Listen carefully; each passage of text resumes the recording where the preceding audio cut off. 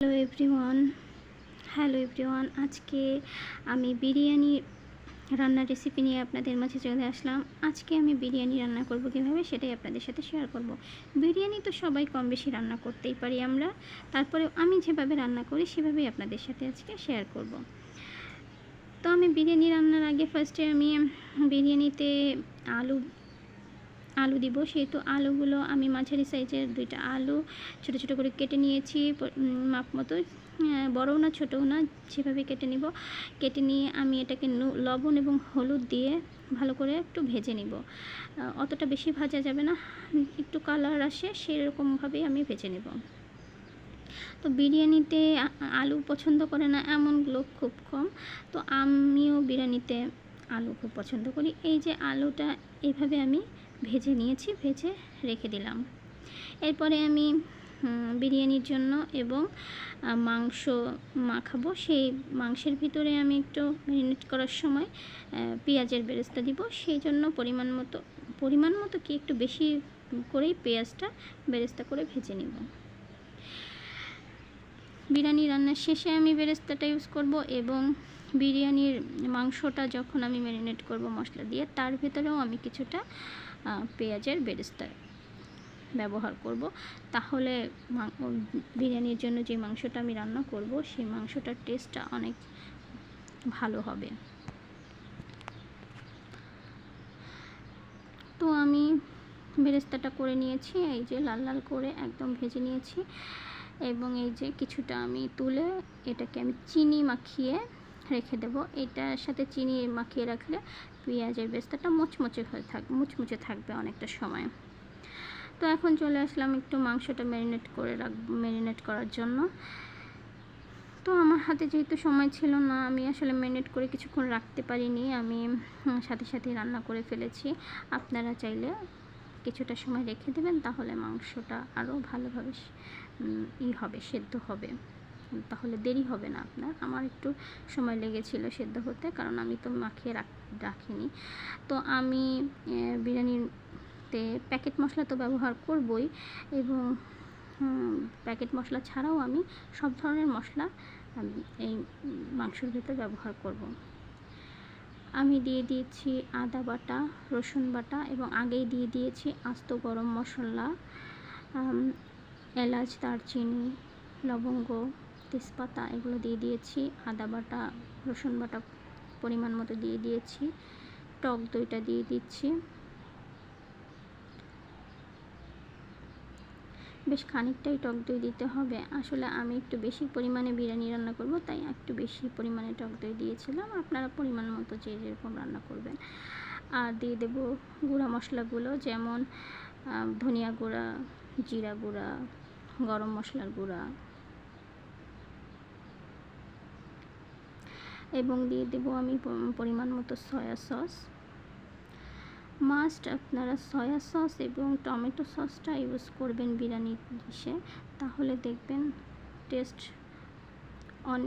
অনেক পরিমাণ বেড়ে যাবে। অনেকে সয়া সস টমেটো সসটা ইউজ করে না, আবার অনেকে পছন্দ করে না, কিন্তু দেখবেন এই দুইটা বাদ দিলে কিন্তু বিরিয়ানির টেস্টটা অনেক অংশ কমে যায়। তাই চেষ্টা করবেন সবসময় এই সয়া সস টমেটো সসটা ইউজ করার জন্য। পরিমাণ মতো সব মশলাগুলো আমি অ্যাড করে দিয়েছি এক এক করে।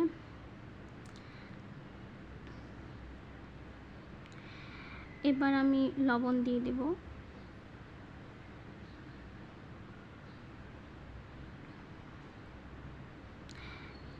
দেখুন, এবার আমি পুরোটা আমি দিয়ে দেব,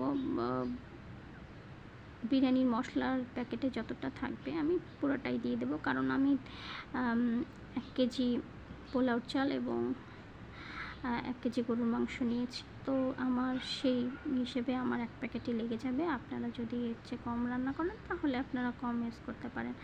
এবং আমি পরিমাণ মতো কি আমি একটু বেশি দিই, কারণ মাংসটাতেই আমি বেশি আগে থেকে দিয়ে দিই, যাতে আমার পোলাও রান্নার সময় কম দিতে হয়। আমার এইভাবে এই মাংসের ভিতরে লবণটা দিলেই আমার মনে হয় পারফেক্টভাবে লবণটা হয় ভালোভাবে এই বিরিয়ানিতে। যদি আমি দুইটাতে ব্যালেন্স করে দিতে চাই তাহলে আমার কম বেশি হয়ে যায়, তাই আমি এভাবে দিই। আপনাদের যেভাবে সুবিধা হয় আপনারা সেভাবে দিবেন। এবং আমার এই মাংসটা ম্যারিনেট করা হয়ে গেছে। আমি এবার পেঁয়াজের বেরেস্তাটাও এর ভেতর দিয়ে দিয়েছি। এবার কড়াইতে আমি পরিমাণ মতো তেল দিয়ে কিছুটা পেঁয়াজ দিয়ে দিব। কিছুটা পেঁয়াজ দিয়ে, যেহেতু আমি মাংসের সাথে অনেকটাই পেঁয়াজের বেরেস্তা দিয়ে মাখিয়ে নিয়েছি, তাই আবার পরিমাণ মতোই কিছুটা পেঁয়াজ দিয়ে দিয়েছি।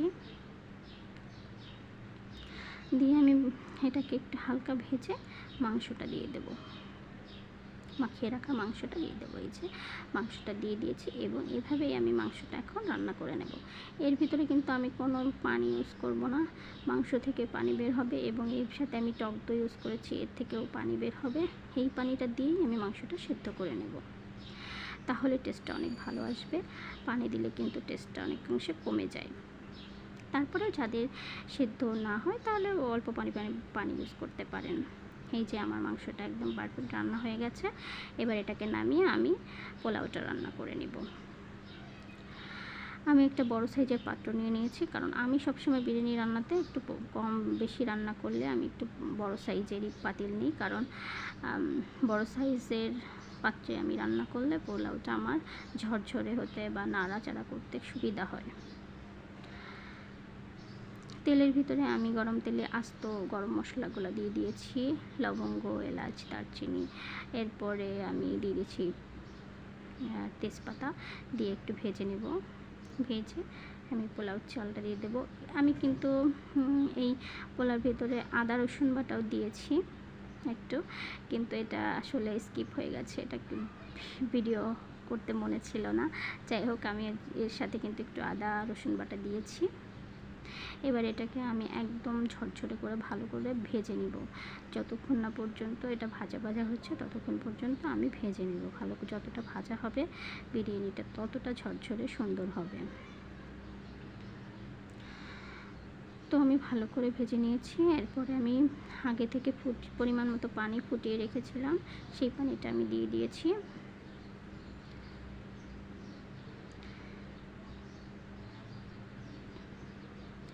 এরপরে আমি 1 প্যাকেট গুঁড়া দুধ দিয়ে দিব। দুধটা অবশ্যই দিতে হবে পোলাওর ভিতরে।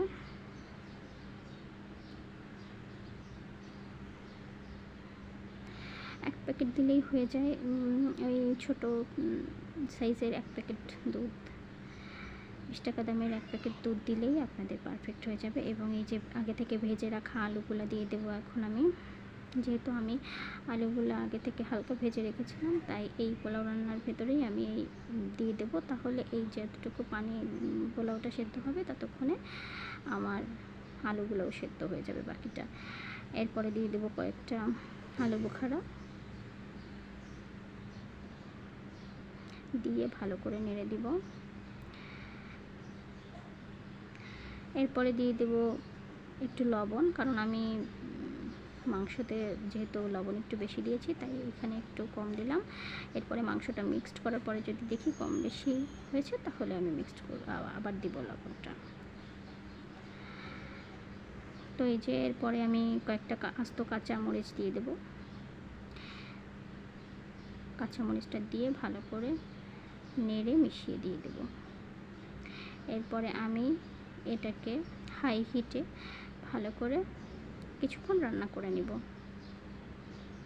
পানিটা অল্প টানা পর্যন্ত। এই যে একটু পানি থাকতেই আমি মাংসটা মিক্সড করে দিয়ে দিয়েছি পোলাওর ভিতরে। আপনারা অবশ্যই চেষ্টা করবেন যে একটু পানি থাকতেই বিরিয়ানি মাংসটা মিক্সড করতে, কারণ পানিটা টেনে গেলে কিন্তু মাংসটা মিক্সড হবে না। আর বিরিয়ানির সবচেয়ে বেশি গুরুত্বপূর্ণ হচ্ছে এই মাংসটা মিক্সড করা। এই মাংসটা যতটা সুন্দরভাবে মিক্সড করতে পারবেন ততটা সুন্দর হবে আপনার বিরিয়ানিটা। তো আমি পানি থাকতে থাকতে এটাকে সুন্দরভাবে মিক্সড করে নিব নেড়ে চেড়ে।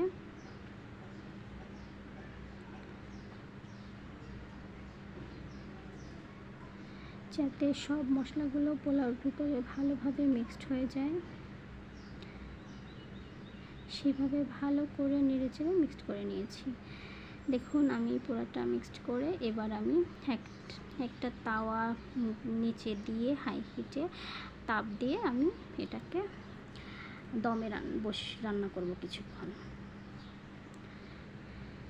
এই যে কিছুক্ষণ পরে আমি ঢাকনাটা তুলে দেখলাম যে এই যে আমার বিরিয়ানিটা প্রায় হয়ে গেছে, 90% হয়ে গেছে, আর কিছুক্ষণ দমে রাখলে হয়ে যাবে। এই যে এখন আমি বেরেস্তা দিয়ে দেব। প্রথমে আমি উল্টে পাল্টে নেড়ে এরপরে আমি পেঁয়াজের বেরেস্তাগুলো উপরে দিয়ে দেব। এই যে সুন্দরভাবে দিয়ে দিলাম সব জায়গায়। এরপরে আমি দিয়ে দেব কেওড়া জল। এটাই আমার লাস্ট ফিনিশিং। এটা দেওয়ার পরে আমার বিরিয়ানিটা একদম সব কিছু রেডি হয়ে যাবে। তারপরে আমি কিছুক্ষণ আবারও দমে রেখে দেব। আমি কেওড়া জলটা দিয়ে দিয়েছি পরিমাণ মতো।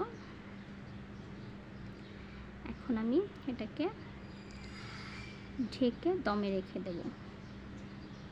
আর কিছুক্ষণ রাখলেই আমার হয়েই গেছে, আর কিছুক্ষণ রাখলেই হয়ে যাবে একদম পারফেক্ট। তো আমি যে ঢেকে কিছুক্ষণের জন্য রেখে দেবো এভাবে। তো এই যে আমার বিরিয়ানির ফাইনাল লুক, দেখুন কতটা ঝরঝরে হয়েছে, আর কালারটাও অনেক সুন্দর হয়েছে, খেতেও মাশাআল্লাহ অনেক ভালো হয়েছিল। যেহেতু আমার কাছে ভালো লেগেছে, আমি রান্না করেছি, আমার কাছে ভালো লাগলেই মনে হয় আমার ভালো, কারণ অন্যরা তো খুশি করার জন্য বলবেই ভালো হয়েছে, কিন্তু আমি যদি খেয়ে ভাবি যে ভালো হয়েছে তাহলেই আমি স্যাটিসফাই। তো এই যে এভাবেই আমি বিরিয়ানিটা রান্না করি, ঝরঝরে হবে, আপনার বিরিয়ানিটা কালারটা সুন্দর হবে। তো আজকের মতো আমার বিরিয়ানি রান্নার রেসিপি এই পর্যন্তই। আবার অন্য কোনো রান্না নিয়ে আবার চলে আসবো আপনাদের মাঝে। ততক্ষণ পর্যন্ত ভালো থাকুন। আল্লাহ।